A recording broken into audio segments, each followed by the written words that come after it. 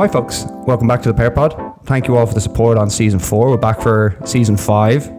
Very special guest in today for the first episode of season 5. You know, you were my first videography client ever. I was going to say, do you know I that? had a feeling. Do you remember that? I do. Sean Cullen is with us. He's just made his triumphant return back to the YouTube world. Thank you for joining us, Sean. Appreciate it. Well, thank you for having me here. What do you remember of that? Do you remember that day when I reached out to you? It was a long time ago. What was it? 6 years ago at this stage, maybe? And I threw like the dubstep Mr. Brightside like over the top of it, and you were like, just relax, man, a little bit. Like, why do you have a drone over this random gaff in fucking Clondalkin? Like, Yeah. No, but it was back in the day, like when I first reached out, I was like, who's the biggest, like one of the biggest guys in the scene right now? Who would give me an opportunity? Obviously. Yeah, of course. And I was like, fuck man, I'm gonna see if Sean Cullen would be keen. You got back to me within like 10 minutes, and that was my college. One of my like grades for college was to make a video for a creator. Really? And I got an A for that. So thank you very much. Nice. I want to go back to just before you started YouTube the first time. So obviously the scene is basically back in the day, Rob, maybe Glenn Gillen was there, and then maybe a few other small guys. Yep. And then, so you're looking at that scene right now. What were you thinking when you first saw it? And what was the motivation to get started? For back in the day? Yeah, back in the day originally. I just fell in love with it, man. Yeah. To be perfectly honest. Like I was like, you know, I used to watch a lot of the people over in America, like Christian Guzman. The whole, you know, the Gymshark era was big at that time. Jeff Side and the boys. Oh, Banger. I have been here. Banger. But I was like, that kind of motivated me to start, I guess. That was, you know, I loved Christian Guzman, all those guys. That was the thing. And like, you know, I had just started the gym at like 18. I was like, right, I need to put on some size. I need to get a little bit big before I can actually start posting videos. I failed miserably at putting on the size, but I was like, right, I have to start posting videos. You didn't realize the creators were all 4 foot tall at the time. Like, so you come in and they're like, Jesus, I tell you, who the fuck's this guy's normal height? That is mind blowing when you see some of them in person. That's not in the rules at all. Yeah, but that's what kind of got me into it, man. I was like, right, I reckon I can do this. Yeah. I've got a phone. What about did you start on the phone then? Was that the first thing you started on the phone? And did you, in terms of like video editing, when you first started, were you like, man, this is fucking shit crack to do? Or were you like, I actually semi-enjoy the process of putting it together? Hated editing. Yeah. I hated it. And to be honest with you, I still don't majorly enjoy it. I'm getting better at it now. I would like, because like if you look at some of my old videos, the editing on them is horrible. It is like when I look back, it actually disgusts me. Yeah. Like, did you now, man, with like CapCut and stuff like that, like the world is different now. Like you can add you can do shit like the cutout, like After Effects stuff, and just by dragging stuff on. So your videos are gonna look fucking nuts. I was using Windows Movie Maker, man, back in the day, and Paint for the text. Oh my god! And like no matter what you did, there would be like a second delay, or like your song sync would be a second off your video. No matter what you did, it was inevitable. Yeah. So yeah, it was. When you first started doing it, what was the traction like at the start? Actually not bad, to be fair, when I started, because a lot of people around my area, I'd been doing Instagram first, and I'd kind of started like a very specific fitness Instagram. And I was like, Jesus, this is like, who's this guy starting fitness? Who does he think he is type buzz? But then based on, I guess, nosiness, people started watching to see what I was doing. And I remember like my first video was like a crap gym edit in Raw Gym. I was like, me and the lads went out to Raw. I was like, this is a big day. We're going to go out to Raw. We're going to do a gym edit. Everyone's going to love this. Can't do anything on Saturday, boys. Big day. Got a big day planned. Oh, we got a big one. But I mean, it actually went quite well from the start, to be honest with you, Sam. But obviously then grew over time. And when you first, one of the interesting things I remember watching you is you were in college, obviously, when you started it. Yeah. And I remember watching vlogs of you. You'd get up and it'd be like you in the kitchen in the morning editing before college. Yeah. And that, man, I'm looking back when you did daily uploads there, and I'd be like, fuck, man. So he's getting up, filming his whole day. Next morning, get up, edit that, upload that video, start his whole college routine again. Yeah. In that process there, are you kind of being like, it's kind of the process I'm in now. Like you do a lot of work and get like no rewards from it. Yeah. Are you like, I have to just keep working through this because the growth will come, or are you like, man, this might not be for me? Like, absolutely. It's for me, actually, this was kind of a topic I was hoping to discuss a little bit. It's discipline versus motivation, right? Discipline is routine as far as I'm concerned. And I am an absolute creature of routine.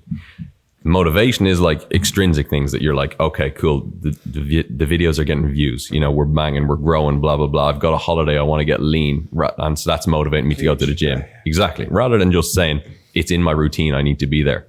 So for me, that was just always, I need to do this because it's part of my plan. It's part of my routine. It's part of what I want to do. When I think half the reason I fell so out of love with it then too is because I had actually gone so extreme with that in the first place too. Which is what like most daily vloggers say, like, listen, anyone there, like, it's not healthy. No. You isolate your, like Casey Neistat was like nearly got a divorce over doing it. Yeah, Casey's one is wild. Yeah. And he was doing like high production, crazy shit, like different topics every time. At least with you, like, you're documenting your day, but still, even with that, like, you're constantly thinking, in my parents' house. How do I differentiate myself in this? I'm going to, like, I'm getting a boojum, I'm going to college, I'm going to the gym, and then I go home and I'm doing that 30 days in a row. But even with doing that, like, you're seeing traction starting to grow. Absolutely. But are you thinking, like, even during that, oh, this is for 30 days and then I need to stop? And I never even did it for 30 days, Sam. Like, it was shorter bursts. I think I did 2 spots of 7 days of week daily uploads, and like, tough. Yeah. You respect the hustle of those who are doing it properly then after that. What would you say you sacrificed during that period there? Like, do you think you missed out on, I don't know, college experience, partying more, maybe friends, like people who weren't, obviously Dano was mad into it. Yeah. Vain cunt. And no, I'm joking. I've actually met Dano before. He's one of my favorite parts of your video is you and Dano's like interaction. Obviously going down to Australia, which we'll talk about, like, that's going to be reunited. Yeah, but like, I'm sure you did get people in your like group and stuff who were like, Sean, what the fuck are you doing, man? Yeah. And so did you feel like there was a sacrifice there even in college? Were you like, I missed out on, we're going out tonight, I can't, I gotta fucking get this video uploaded? Like, did you have those moments? Yeah, I actually definitely did sacrifice a lot of going out in college, and a lot of actually attending college a lot of the time too, to be perfectly honest. But I look back on it now and I think, okay, fair enough. I probably missed out on a few nights out, probably a couple of cool experiences. I did something that I think was quite cool during that time too. Now look, you know, if you gave it up to the average Joe, which one are you going to choose? You're going to choose going out with your mates in college, or you're going to choose going to the gym and editing videos? Most people are going to go option 1 here. But for me, I'm okay with my choices. And like, looking back at it now, did that period, obviously now you've built a platform to yourself that you can go back to now.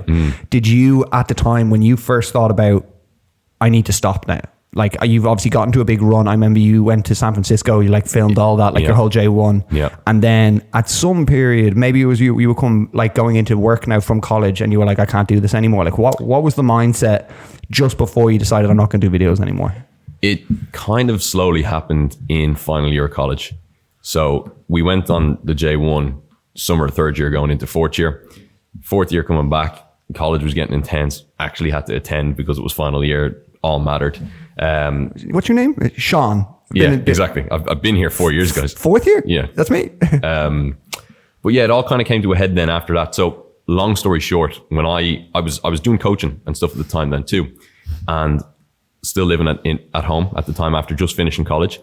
Mom and dad would go to work, sister would go to school. I'd be sitting in the house all day on my own, like coaching, you know, just on my laptop and then making videos and stuff. And I was like, this is crap, which is what I laugh about now, because obviously we all ended up working from home anyway in the corporate world when everything shut down. So yeah, in hindsight, obviously it's like, damn, if you'd stuck that out for a couple more months, Sean, you would have been maybe okay. But yeah.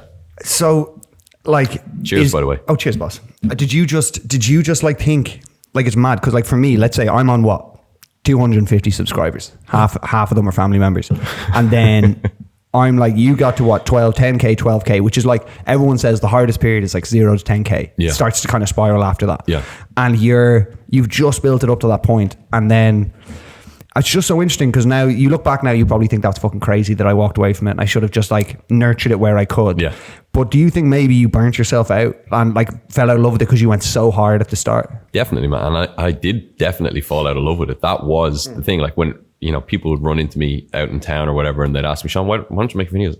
I stopped loving it. I stopped wanting to create. I just wanted to go to the gym. I wanted to be just in my own little world, working my job, go to the gym after it and have that little release. And it's only, honestly, Sam, it's only in the last two years maybe that I've actually started thinking, maybe I should have. Did you enjoy like, you know, the interaction you get with your fans? Like I remember you did a meetup in Stephen's Green with a few of the heads, like the boys. Yeah. Like what is that like feeling like when someone comes up to you and is like, hey man, I love your videos? Are you just kind of like, is there this barrier of like, thank you so much man, but you don't really take it in? Or were you like, it's mad that these young blokes are fucking watching all my videos? At the start, and you have to be so careful here because obviously I'm not famous. No, I'd never claimed to be famous. So I hate when people say that as well. If someone likes your shit, you don't have to be famous. If someone works in Bambino and they make good pizzas, someone goes, yeah, like, man, I love your pizza. You don't go, I'm not famous. You know what I mean? It's just people like what you do. It can be anything. Fair. At the start, honestly, it was the coolest thing in the world. Yeah. I was like, I'm 20 years old. I'm out with my family in town at dinner. Oh, sick. And someone's coming up to you to be like, Sean, how you doing, man? I love your videos. I'm like, yeah, Kate, you see that? That's my sister. I'm like, yeah, you see that? Thank you so much, sir. Yeah. Hey, keep dreaming. But then I fell out of love again with that side of it too, to be perfectly honest. You'd be at festivals and stuff, you'd be mobbed. Like, and I'm not being dramatic when I say it. Like, I have friends who will vouch for me. This is not a ego talk, but like, you'd be mobbed with people just trying to enjoy yourself, and you're just being, not having a great time. It only takes like 1 year of like lads in school who watch your shit, and that gets them motivated, and then there's suddenly 40 of those lads, and if you're at a festival and a load of lads are running over this way, and you recognize it, and especially you're off your face anyway, you go, sure. But you mentioned your parents there. Like, what were your parents making of your decision, number one, to do YouTube with college? Were they like, Sean, let's just focus on your fucking degree, we can do what happens after? They were saying that, and then you decide, I'm going to put it away. Are they like, good, let's focus, let's make some bread? They were saying that. Okay, both. So actually, when I was in third year, I actually sat my mom and dad down and I was like, look, lads, I'm going to drop out.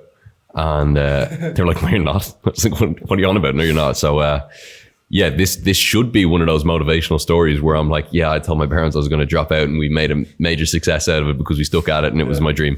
It's not. I finished college and I did all that stuff down the more traditional route. But they were... I actually don't know how they felt about me stopping, to be honest with you. I think my dad, who is probably more entrepreneurial anyway at heart, would have said, keep going. My mom is very conservative, very traditional Irish mammy values, would say, son, you're making the right decision. It's a great decision. If you were like, Mum, I'm going to live in my car and just make videos.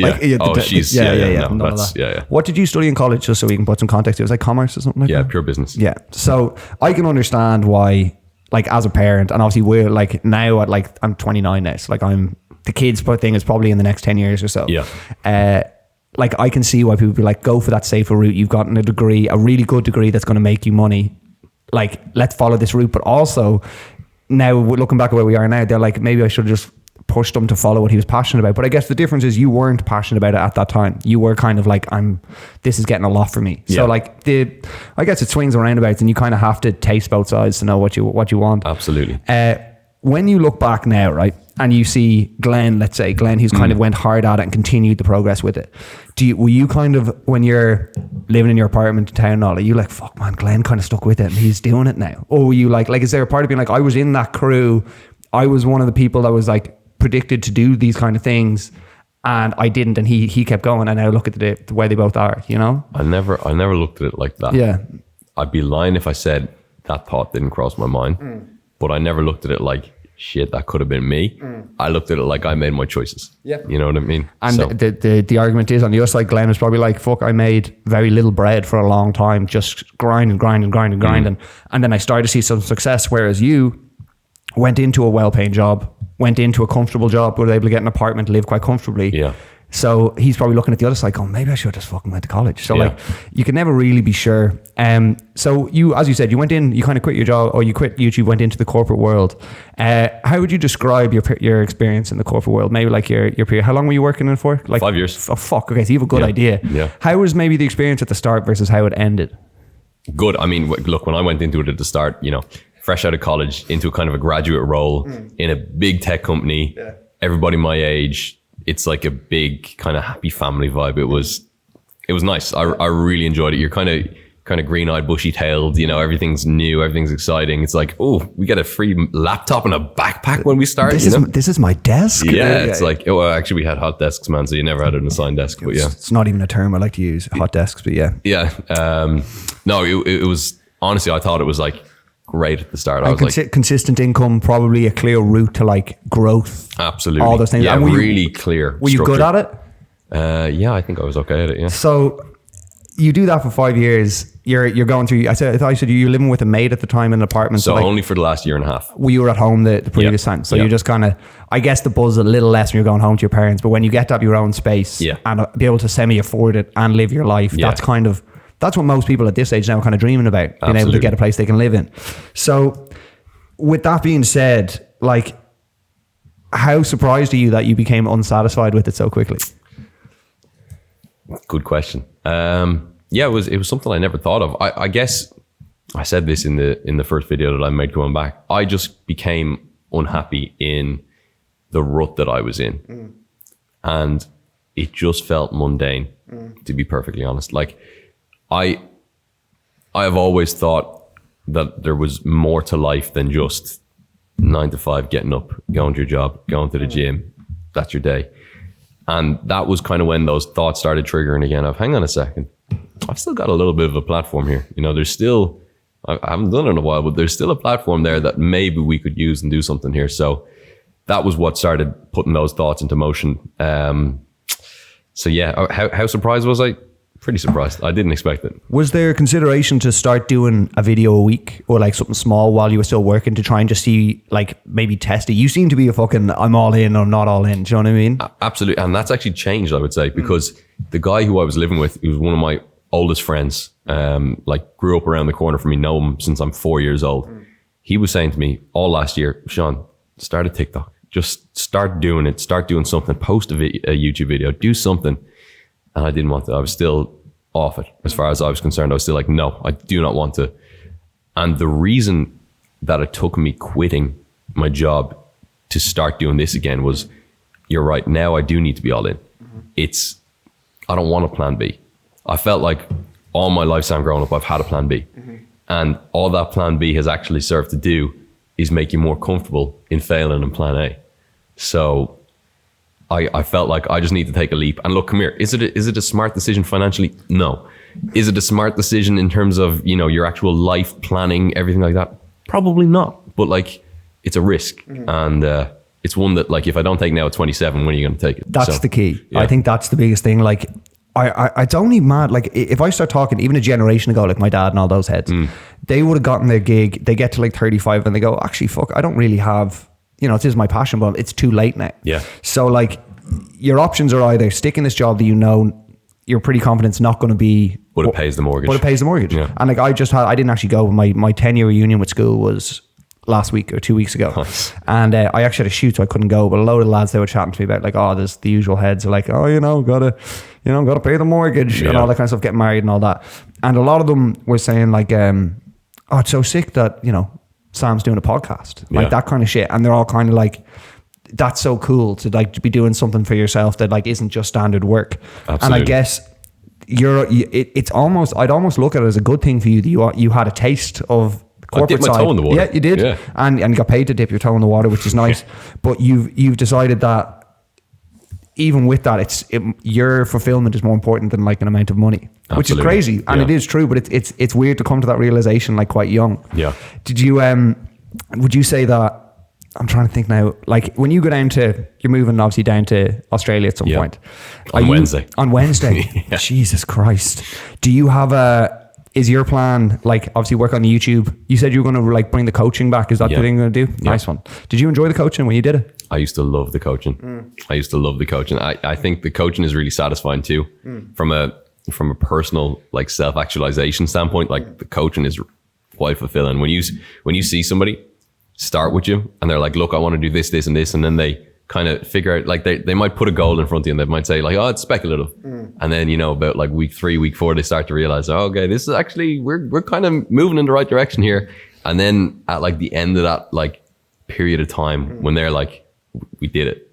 That's quite a fulfilling feeling. And it's not me, like they do it. Like I'm only a little guide in the process, like a small helping hand, but like, yeah, it's satisfying. It's mad to think for you that for them, they're like, I can't believe Sean's coaching me. Do you know what I mean? Well, I'd like to think that, you know, a lot of them aren't doing it and they're more so doing it because for me with coaching anyway, it's a trust thing, Sam. Like, come here, there's thousands of coaches you could choose out there. All probably going to get you pretty similar results, right?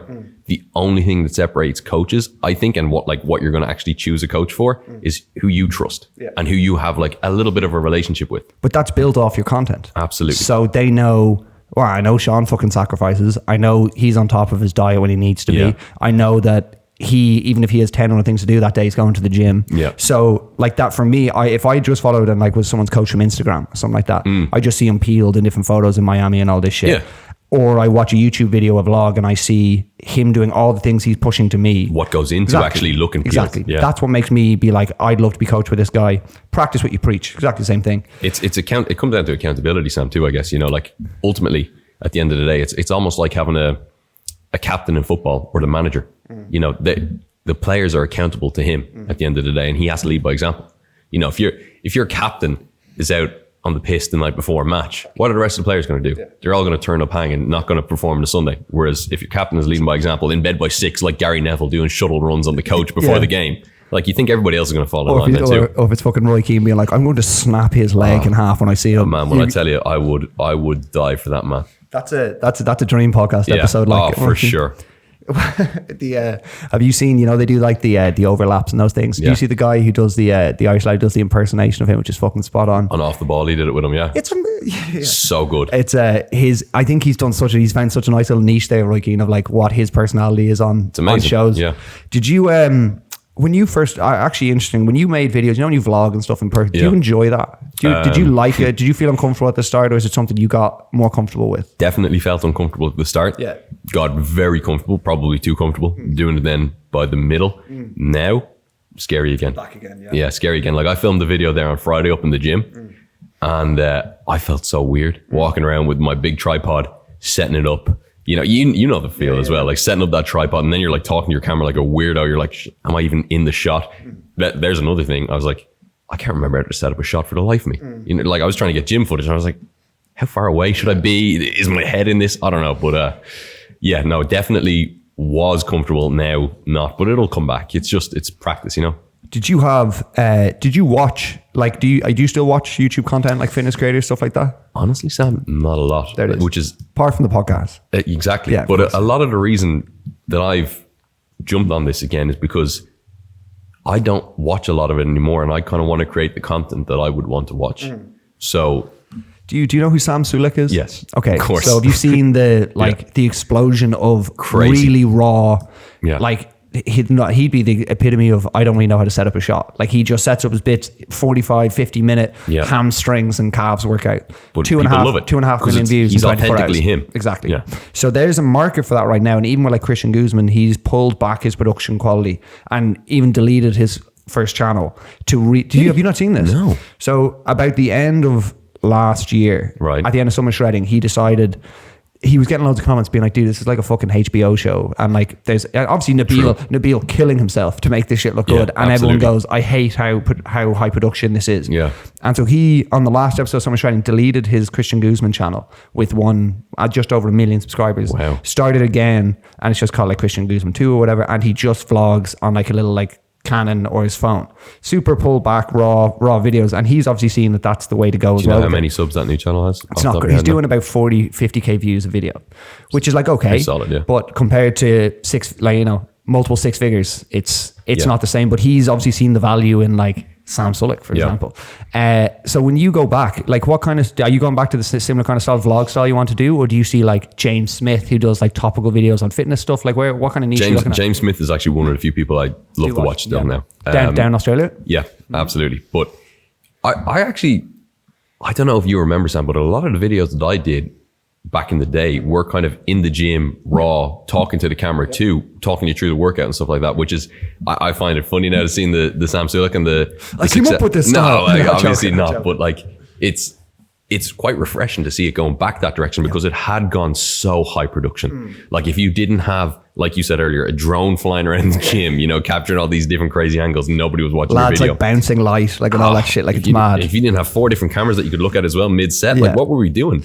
But just touching on Sam and the direction the Christian stuff has gone, I saw a lot of people who I did watch, and I do watch sometimes, going in that direction and trying to be Sam. And I don't like that. Nope. Because that is not what your audience is there for. Your audience is there for what you've done. They're like, Sam is Sam. Let Sam be Sam. You know, like you're not there to try and be a regen of Sam. So I've seen a couple of people try and do that style, realize it's not for them, and then pivot back to their own style, which I think is a good thing. It's interesting that the only thing I think Sam's misses out, like have you seen his brother when he brings him on? The exact same guy, like same monotone voice, but just not on insane amounts of gear. Yeah. But they have like the only thing, like I guess this is Sam's niche and he wants, but the nice thing I liked about your vlogs is that you did mix in like lifestyle stuff or just traveling like around Dublin, like your daily life and stuff as well. Because sometimes you're watching Sam stuff and you're like, man, like he straight up gives you 5 sets of hamstring curls and you're like, gives it to you. And you watch it, it's like 15 minutes. I'm like, what am I watching? And it's just him. Yeah. But it's like you don't want your mom to walk into the room kind of vibe. Yeah. But they have when you had it, like, when you first told Dano you were coming down and you're reliving the YouTube, was he like, let's fucking go, I'm ready to go? Yeah, I don't know how much Dano knows about actually reliving the YouTube right now, you know, but like I did, obviously I mentioned it to him, but like, you know, I said to him, we're gonna run it back, but it wasn't like I can't wait. It's more of a, okay, let's see how it goes. Like, obviously he's going to be, I hope, happy to see me in the first place. You know, I think it's been like 9 months since we've seen each other.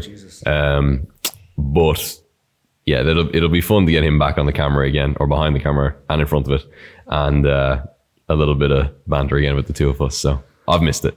That when you talk about like that first period of YouTube you had, like what was one of your like favorite moments or favorite videos you did from that period? Or maybe even one where you went, something about this video clicked. There was a nice balance of, we got a good workout in, there was lifestyle stuff, I offered some value. Like, was there one that stood out to you?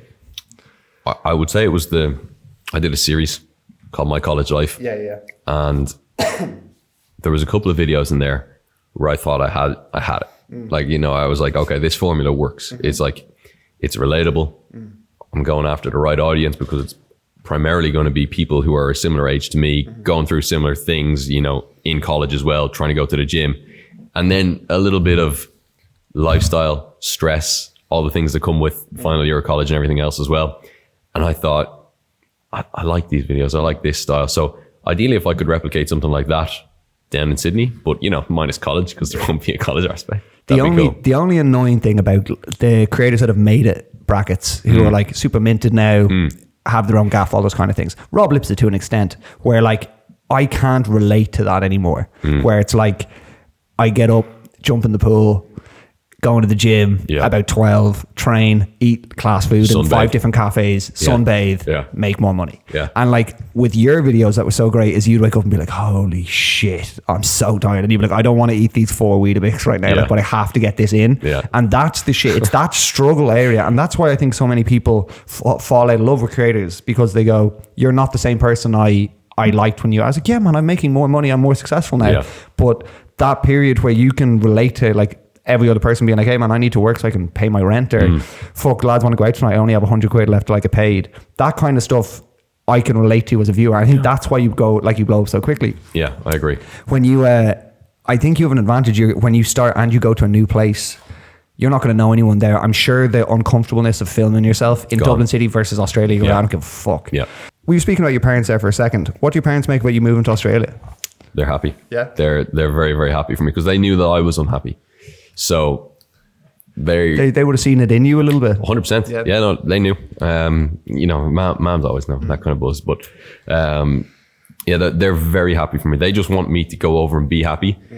Would my mom rather I was going over, you know, with, say, my previous job or with a new job lined up? Absolutely. Would I? Probably. You know, like in terms of financially. Was that even an option?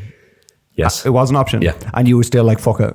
I actually interviewed for several companies over in Australia. Yeah. Already, like, got pretty deep into the interview processes with a lot of them too. Got offered 10 jobs. No, I actually didn't get any offers, to be fair. But if I had, we might not be sitting here having this conversation. So again, that was kind of a real leader for me to say, right, you know what? I don't want this to be in the hands of somebody else. I just want to do it myself. So there's like a stubbornness almost from you. Like, what if you went down to Australia and some company reached out and were like, hey, Sean, notice you're down in Australia, really liked what you were doing on your other job. If someone passed me your name, would you be interested in interviewing? You'd be like, no, man, I'm good. No. Fuck yeah. I like it, man. Yeah. So do you see, like, obviously, again, it's probably much more difficult now 5 years on than it was 5 years ago to grow because the creator space just got nuts with TikTok and everything now. It's so saturated with people.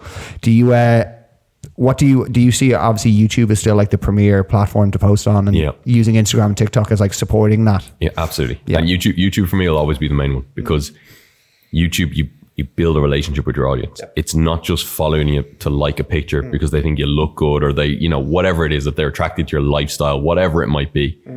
YouTube is like, they like you.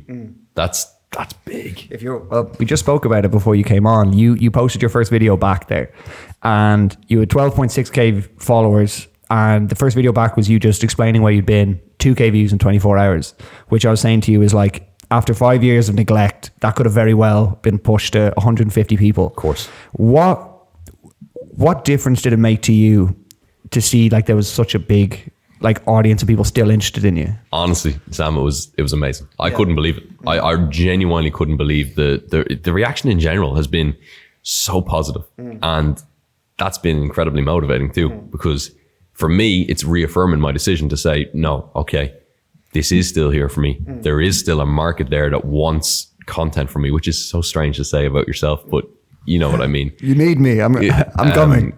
But no, it's been amazing. How different would it have been if you'd gotten 10 views? Definitely demotivating. Yeah. But I was mentally prepared for that. Yeah. To be perfectly honest. Like, good. I think, and if you go in with that mindset of like, look, I got to build this again either way. If people are there, great. But when you see 2k people and all the comments of people being like, thank God. Yeah. Does that, because like most people would say, post a few videos, keep your job. Let's just gauge the interest. Yeah. You're like, no, I'll quit this, lob a video together and let's just see what's going on. Full send it. Let's exactly. Go. Yeah. In terms of people that you'd like to like emulate in terms of their either success, businesses they do you like see futures in like, I'd love to have apparel, I'd love to have a supplement company or any kind of company? Do you see the advantage in like the commercial aspects of that? Absolutely. Clothing was always the one for me. I actually was working on a clothing line back in the day. What was the name? I still have the Instagram. I can't remember, but that was the way I wanted to go, and not just like oh my God, what's the word? Merch. Thank you. Yeah, not merch, but like an actual clothing brand. Yeah. So I would very much like to do that. I like what Mike Thurston has done. You know, his swimwear. What, being gorgeous, like yeah. Oh, what a bronze he man. Has to, for my own happiness, he has to be on some sort of gear. I don't just say anything, but just if he can just look that good all the time. Are we gonna do natty or not? I can't. Look, man. People say I'm not natty, and no, it's bullshit. But he has what he's done even in Dubai with his like the insane. Yeah, it's all insane.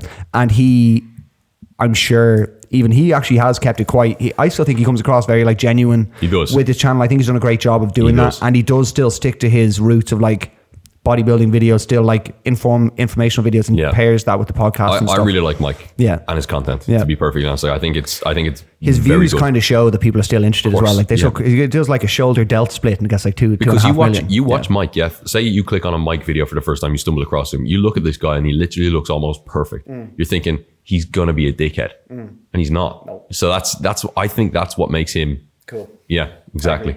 I have there's definitely people, particularly since the growth of TikTok, things go so quickly. Like people go up and down in fame, I guess, in brackets. But nice. like I even when you said that YouTube is kind of the one that forges the real relationships, because even with TikTokers I've had in here at the start of doing pods back in Ireland, people be up and they'd be the biggest thing, and now they don't make videos anymore. And this is, we're talking about 3 months here. I'm not in a position to comment, but yeah. Well, you are, the beauty of YouTube is like it's evergreen content, so the content lives on, which is kind of the advantage.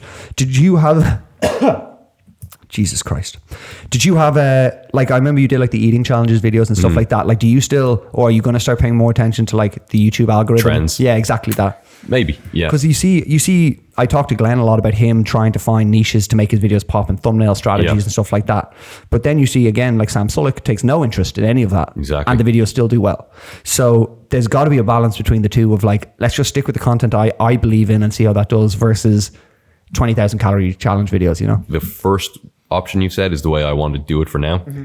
If I have to start doing challenge videos and stuff again, and I actually think if most creators were honest with you, they would say the same. It is very much if I have to do these challenge type videos again to get my audience retention up, or, you know, to get it reach new markets, that's why they do them. Everybody knows it. But, you know, obviously dream scenario is you make the content, the people enjoy the content you're making, and then based off that, you continue to grow because word of mouth, people are spreading it, you know. Yeah, that's best case scenario. Was there any other cities or places to live that you were interested in before Australia? Yeah. Where? States? I'd always loved to live in New York. Have you heard of Bulgaria? Imagine like. I was very close to Dubai. Not really? Yeah, very, very close to Dubai. Okay. But the only thing about Dubai was I was going to go on my own. And I don't want to. to be perfectly honest. The only thing I've heard about Dubai, especially I lived in Marbella there for 2 years. Did you? Yeah, just post-COVID. Nice. And went over there, and a lot of the lads there are doing 4 months in Marbella, 8 months in Dubai, that kind of split. And they were like, Dubai is great, but it's one of the most isolating places that you can be, which is what you're kind of speaking to what you said. Yeah. Like, yes, there's great opportunities if you know people, but if you're going over there on your own to try and build, like, forge relationships, it's quite difficult because a lot of the guys soulless. are set up. Yeah. Yeah. And obviously there's the other elements, like it's so hot outside. There's no real outdoor culture. It's all indoors in spots. Well, I was going to do the way you mentioned. Yeah. The 8 months in Dubai, 4 months in wait Marbella. till you start making some money, and then you'll be like, well, Exactly. No, honestly though, I have said to people, I was like, look, go down, spend a year in Sydney, see how much I like it. Could absolutely fall in love with it. Could be my new home forever. Who knows? Probably not, but possibly. And then next year, ideally, go to Dubai. Do a year or two in Dubai, but a little bit of just out Spain. I love Marbella as well. So I've been going every year since I've been like 4. yeah. So Imagine, the only thing I'll say about living in Marbella is like, it's great for those like 3 summer months or whatever. Yeah. And then, but one, it's mental for that, but also like outside of that, it's very, a lot of the people there are kind of pricks. No offense. Like to people I've met there, I shot with a lot of influencers who like needed talking about what crypto pump and dump they can do on their audience. Like a lot of meetings of guys talking about, if we pump this in, they'll all buy for this and then we'll sell it for this. Like, so I like more than I'd like to get on about that. And I just found like the people there, I couldn't relate to anyone about like just, I don't know, not wanting to make as much money at like how, like whatever they could. I didn't know you'd worked with Logan Paul. That's crazy. Yeah. Hey, no, first of all, could you see Cryptos who's coming back? So Yeah, well, it's not, the game's not coming out. I don't know if you you saw don't that. know him though. Yeah. And he had but when you look at, I was going to say, you have a good, obviously, group of people that you could have collabed with in Dublin to start your YouTube. Of course. And Yep. just built it up, get into the swing of things again, maybe use a little bit of the channel, the growth they have, introduce yourself back. What are your thoughts on Dublin as a place to live right now? Have you kind of got to the 28, 29 where I'm like, I fucking hate this place? No, I don't. I certainly don't hate it. It'll always be home. I love it. I walk around town and I'm like, I do that as well. there's still, I still love it around here. Like, don't get me wrong.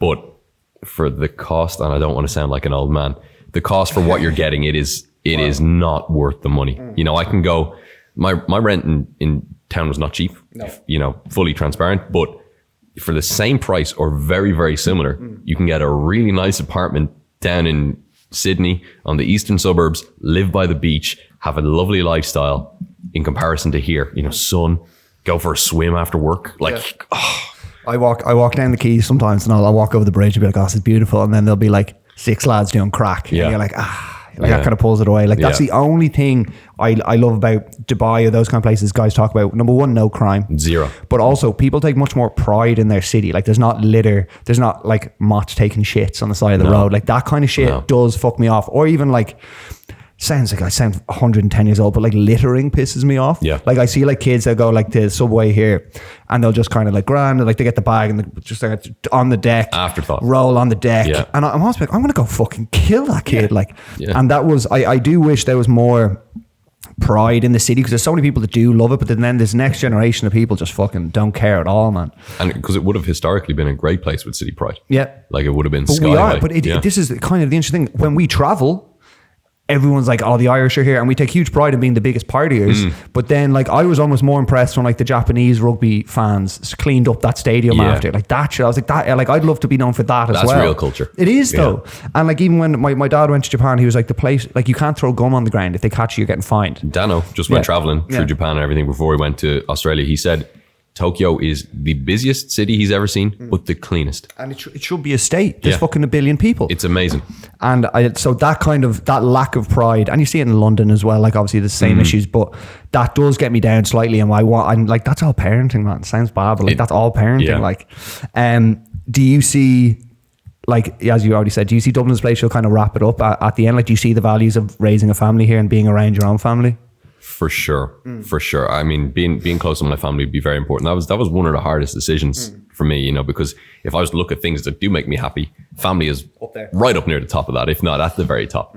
So actually deciding to go away for a while is, it's a tough decision. I think Dublin will always be the base. There might be, a spot elsewhere. That'd be great. That would be lovely, but I think Dublin will always still be home. It's mad that I would have said we first moved to Marbella and we got a nice apartment. Like it was 1,100 quid a month, but like a 2-bedroom, really nice apartment. Paying the same here for like a cottage in Rialto, like 3 rooms. Yeah. So like that part, I remember getting into that apartment, I was like to my missus, we're never leaving. I was like, we can afford this and like extra. But then it gets to Christmas time or it gets to someone's birthday and you're always like, have fun, always texting, have fun, wish I could be there, all that shit. And that stuff did, especially to my missus who like one of her family members got sick and we both started to feel like it's mad to just be 3 hours away sitting by the pool and like all this is going on at home.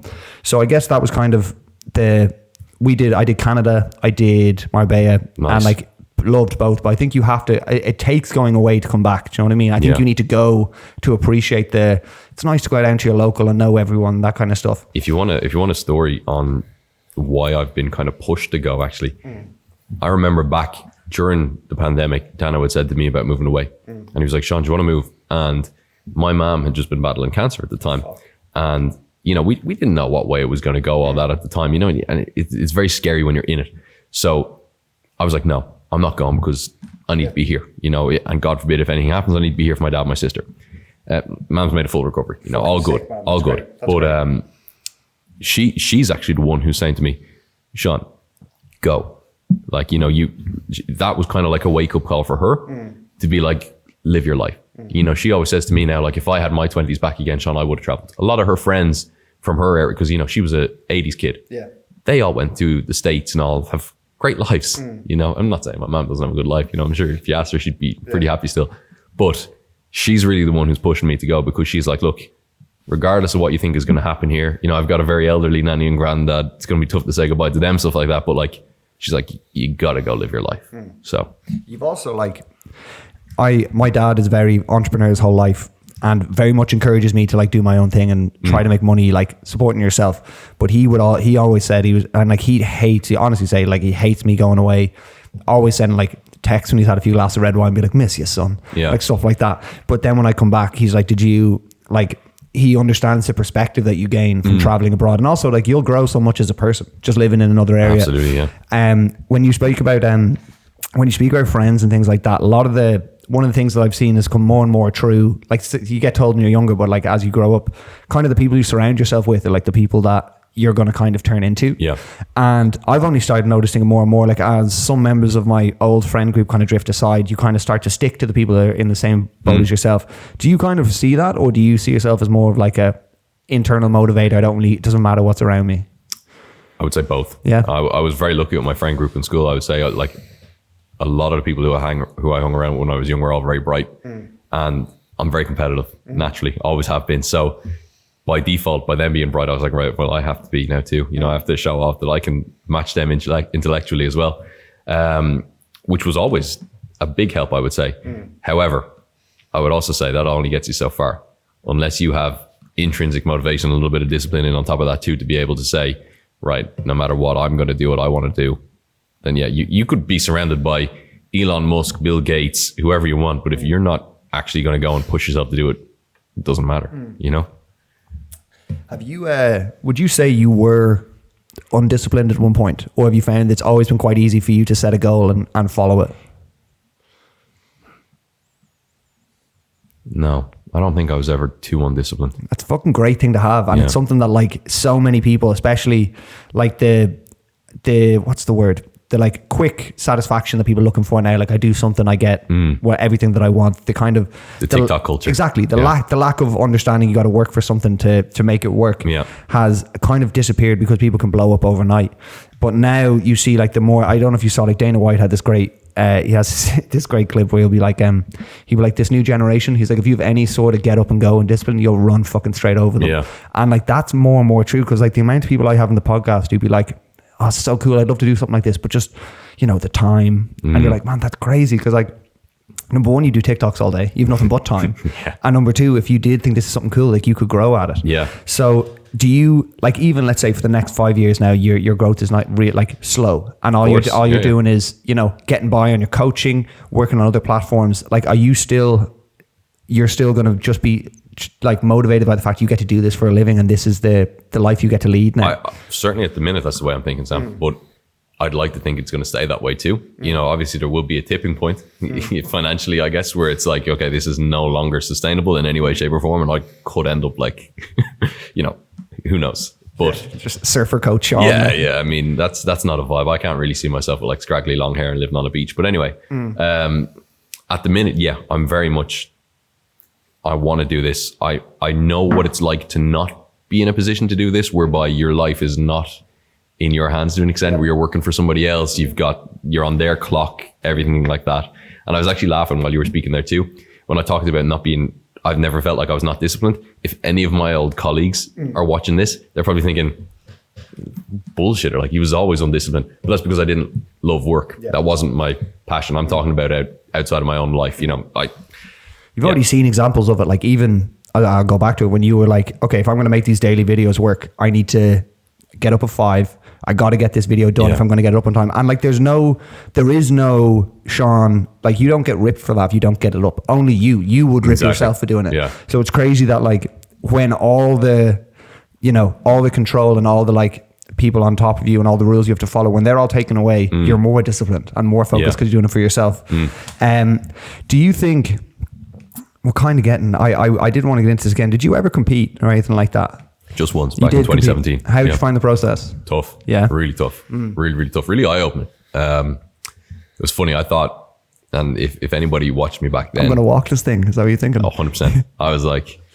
man, I am the man. You're in interesting shape for like typical bodybuilders because you're quite tall. Yeah. So it's more difficult probably for you to feel, well, like I say that, but like even back in your day, like you always had fucking massive shoulders and like big wide frame, even though you're quite tall. I was always a really skinny kid growing up, but I always had, and my dad's broad, right? And I kind of got his shape, to be honest with you. Now he's got really, really chicken legs, like definitely seen bigger legs sticking out of a nest, right? But like, thankfully I've been able to put a little bit of size onto mine.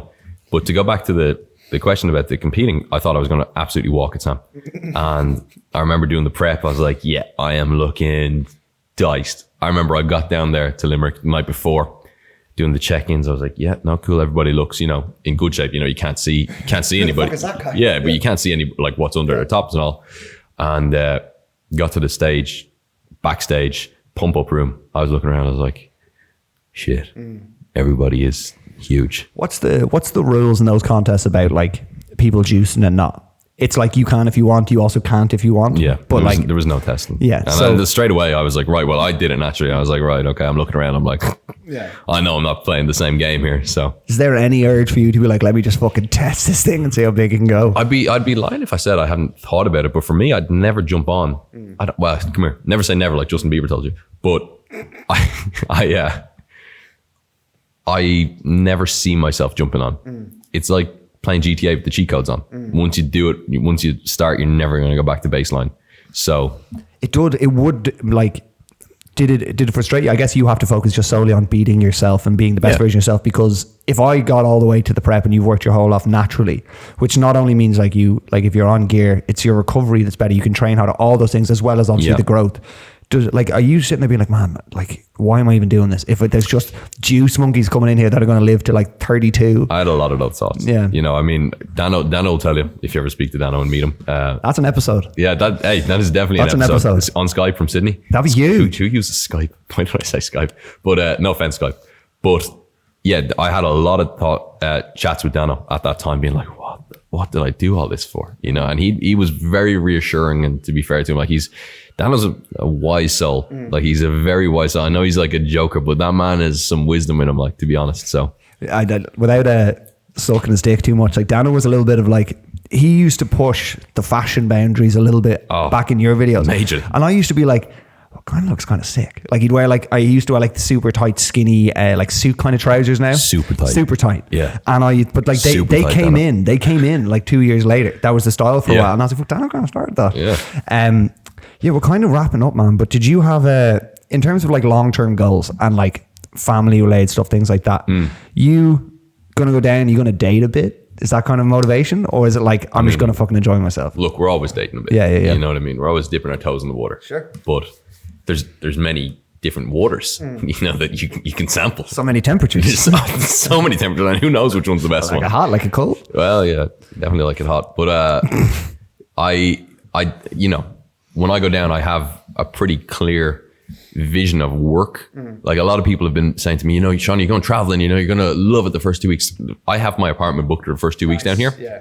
I see it being busy. Yeah. I see it being busy, like, you know. I heard the first 2 weeks when you get down there, you have a place sorted, which is sick. But he said, my mates have gone down there, obviously live fucking half my fucking friend group. But one of my mates actually leaving, could be on the same flight as you. He's leaving, he's leaving Saturday next week. Nice. But even he's talking about going down there. He's like, man, like I'm probably going to come back. But if he goes back and he's making good bread, affordable, and the lifestyle's that good, he's like, man, you might be visiting me down there. Yeah. So are you open to that possibility of falling in love with the new city? Absolutely. Yeah. I think it'd be silly to be moving and 100%. not, you know. But yeah, I mean, as far as dating and everything goes, like I really see myself being quite busy when I get there in terms of content creation, staying on top of coaching, developing new routines around that, you know, and factoring in the time difference then too, to make sure that I'm on top of my shit, because I've now got responsibilities to different people who are paying me money for a service. So I got to make sure I'm on my P's and Q's with that, you know. But yeah, there's always going to be time for some companionship. Sure. Yeah. One of the final questions I like to ask people is just purely about like what motivates them to whatever it is. Like for me personally, like the biggest thing I see like vision every day is like I get to do this for work for the rest of my life. It's like just podcast. Yeah. So like if I didn't have to come in on a Sunday, drag you in on a Sunday, be able to do Monday, Wednesday, Friday, and like my only job is prepping and doing podcasts. Yeah. And so that's kind of what I'm striving at every day. Like that's what I'm going for. Now that you've kind of gone out of the, like I would say you're probably not motivated by money anymore. Like you've had the motivation. Not say you're not, but it's not your primary focus anymore. No, absolutely. Because I wouldn't be doing this if it was. Exactly. Yeah. You've already shown that just by taking a step away from a really good opportunity to go back to YouTube. So what is it? Is the motivation more now just to, sounds so corny, but like love every day, like enjoy what you're doing every single day? Yeah, and I was about to give you an answer, and I was about to preface it by saying this also sounds corny as hell. Do it. But happiness. Yeah. And fulfillment. They are my two buzzwords for this year. Yeah. Which again sounds so corny. I'd say even fulfillment is bigger, because I'd say there'll be moments where you're like 100% there'll be moments down there where you're like, fuck man, I made the wrong call. Of course. And the difference you'll be is that even if it doesn't go well, like this, I wake up Monday and I go, fuck yeah, record a video, coaching check-ins, gym, beach, a little night out maybe, and then next day same thing. It's not, Sean, you were 3 minutes Bigger 3 minutes late this morning, Sean, and that tie's not straight. And you go, fucking Jesus Bigger Christ. picture. Yeah. You're in control of your own destiny. You're living down in a beautiful location, surrounded by your friends, in lovely weather, on your own schedule, creating content. And that's just gratitude, man. People have a lot tougher of a life. Man, you know, if you look at like the world now, I preach this to my missus a lot, because she gets down on, like especially with Instagram stuff, she'd be like, this girl she has 150 clients and a G-Wagon and all these things. And you're like, yeah, man, but like, let's reverse it and go the other way and look at, again, poverty in the world, wars going on. Like she might have bad BO. Exactly, well, she doesn't. She keeps it tight. Thank God. I didn't mean your girlfriend. I meant the Instagram, the perfect girl. She might have terrible BO and you'd never know. She doesn't. No, it's good. She's pretty great. That's a good one to aim at. But I would say, man, the gratitude side of things and just being grateful to be like, I have an audience here that wants to see what I do and I can monetize that. That's fucking sick, man. Look, I'm fucking delighted, man, that you're coming back to YouTube. I'll be watching the whole journey. Potentially a little Sean Dano podcast. Even when you're down, man, even when you're down there, you could even crack out. Like, would you ever do that? Like down there? Come here, it's definitely crossed my mind. Like this whole setup was 350 quid for the mic, for the mics and like this audio software, like all those bits, 350 quid all in. And you just set up a table like this and you two could bang those out. That is not a nice one to have, man. That's, especially with like the stories you two would have from like your traveling and being able to like expand on those. It's nice, man. Well, I'll look forward to that as well. Thank you so much for coming on, man. I appreciate it. Thanks for Lads, having me. Get over to Sean's channel now. I'm talking specifically to the 35 people that are going to watch this. Get over to Sean's channel, man. Pump that algorithm. Like the videos. Follow him on the journey. Season 5, we're back. Sean, thank you for coming on, man. Hey, thanks for having me, man. Thank you, bro.